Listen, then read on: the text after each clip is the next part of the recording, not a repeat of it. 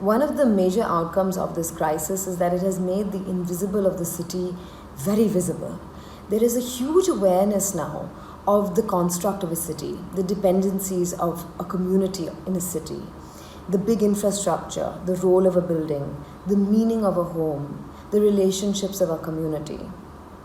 So this is really a pivotal point for architects to reclaim their professional value, to not just be first responders to what Rahul Mehrotra refers to as impatient capital, but to really be catalysts in the construction of relationships, the idea of the city, the behavior in a city, and how it works as a machine.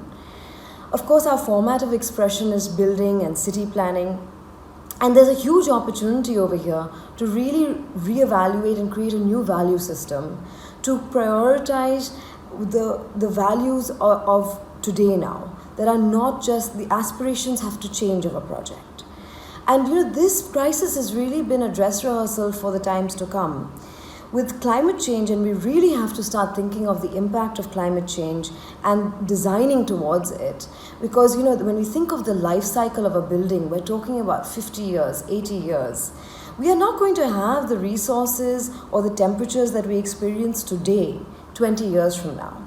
Even 5 years from now, we will see dramatic changes. So we really need to think about not just buildings, not just being sustainable in terms of doing less harm or fulfilling a criteria in terms of how they're built, but to really think about how they're going to be habitated and how that life cycle of the building over the next 100 years is going to be a regenerative kind of sustainability, not just the kind of sustainability that is just being reductive in its means, but actually being a contributor in a city.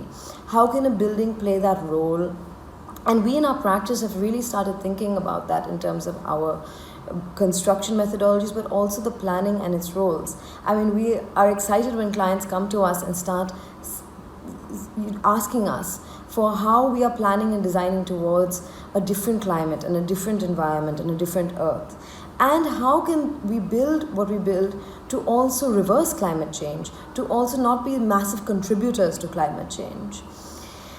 All large practices around the world, whether it's Noheta in Norway, Big, Foster's, they're all rethinking the way that their practices function. Also the way they evaluate construction, the way they evaluate sustainability. How do we evaluate what we're building and what we're designing? How do we look at buildings as they're lived in and habitated, not just in their construction phase or their built means? Architects like Renzo Piano have been doing it right from the start, but we now need to only think in these terms. We cannot think in the terms that we have been so far. Early on in our practice, when we were starting out, we were blessed with clients who had beautiful ideals for their project, but limited resources. And this really pushed us to innovate and think about how much we can do with very little. But it also thought about how we can create experiences for our clients that create the value of home beyond just being a creation of a look of a space, but really in terms of the behavioral model of a home. And now more than ever, we really have to think about what is at least the bare minimum of the meaning of the word home, not just for us, but for generations to come. How do we build buildings that can generate the idea of residence, work, and community functioning like an ecosystem? How do we look at the machine of the building contributing back to the city?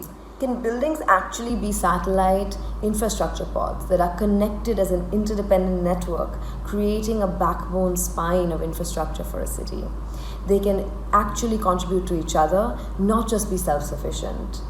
So some of the referencing that we do from non-architectural sources. We really enjoy looking at websites like Building Blog, where there's a huge infusion of broad-based information. Architecture has this beautiful quality of straddling so many spheres of anthropology, psychology, science, art, economics, politics, and the basic built act of building.